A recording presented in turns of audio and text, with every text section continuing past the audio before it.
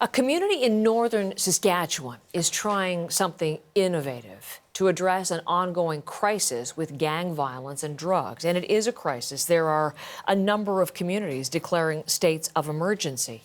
And in response, we're going to focus on Onion Lake Cree Nation and its new program to combat addiction. Let's bring in Sam Sampson. She's in Regina this morning, and she's been looking into this. Sam, tell us about the program. Well, the program in Onion Lake Cree Nation, it kind of started in 2019. That is when the First Nation went into a state of emergency after leaders say there were 3 gang-related murders in 2 months. And so they needed to address something. Gangs and drugs were kind of taking over the community at that time. Now, late 2019, of course, then a few months later, COVID-19 hit. And so there are these trailers that are in kind of a remote area of the First Nation. They were used as isolation units during COVID-19. Now they're going to be used for their initial purpose, safe houses for people displaced by gangs and drugs in Onion Lake. And when I say displaced, it means for anybody who maybe you're living with an addiction and your family doesn't know how to help you out anymore, so they might kick you out. They might have had enough. So now there's a safe place for someone to go instead of maybe running to a gang for help or even shelter. These safe houses will have security 24/7. There's going to be counselors on hand because the deal is if you come here, you have to get help with whatever you came here for, addictions, gang membership, violence, what have you. And Onion Lake is not the only First Nation in Saskatchewan to declare a state of emergency.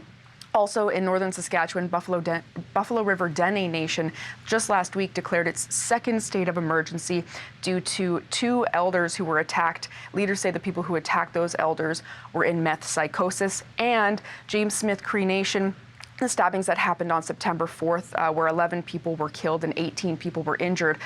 Leaders there are urgently calling for addictions treatments within First Nations, specifically for meth. So that's what kind of sparked this story for us. We wanted to look a little bit deeper into meth and how it's affecting people.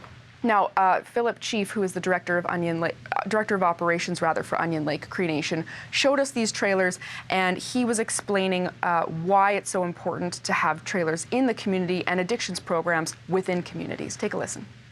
For the most part, looking at drug addiction, looking at mental health, and looking at how do we resolve those internally, rather than sending them off to somewhere else where they're not connected to their culture and their identity. So hopefully this will be a program that supports that.